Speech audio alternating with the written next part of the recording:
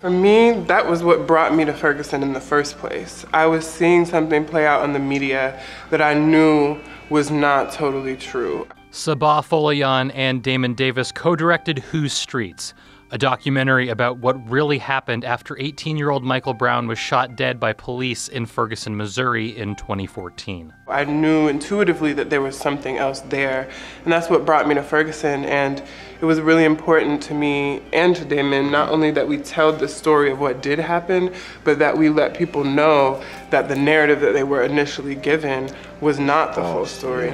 They said they wanted the film to correct the media narrative about Ferguson and some of its protesters. And there's an important line in the film where Kayla says, "We don't do this because we hate the police. We do this because we love each other." Another big misconception about Ferguson, I think about Black people in general, is the idea that we're not patriots. I think that we are some of the most patriotic people that are here because we have had to. And I think a lot of people saw that anger and saw those young people and saw that upside down flag and said, you know, those are people who don't love America. Well, no, it's actually the opposite. You know, when you love someone, you have to hold them accountable to being their best self. Whose Streets explores the fraught relationship communities of color have with the police and why building trust can be so difficult. And this has come from someone with, like, related to law enforcement. People that, I know people that are in law. I personally don't know how I could ever trust the institution of police, not the people in uniforms. Human beings are one thing, but the institution of policing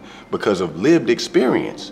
Davis says there's a chance that change can happen and communities like Ferguson can start to heal in the future. Maybe if we start now, there will be a generation of children that get to grow up in a world where they actually trust police because of the lived experience that they come into. The directors want their film to inspire changes in attitudes and in activism. I want them to walk out saying, "I'm ready to act." I want them to see the majesty and glory of everyday Black people. I want them to see people now, not protesters, not rioters, not basketball players, like people. I see people now. That would be great.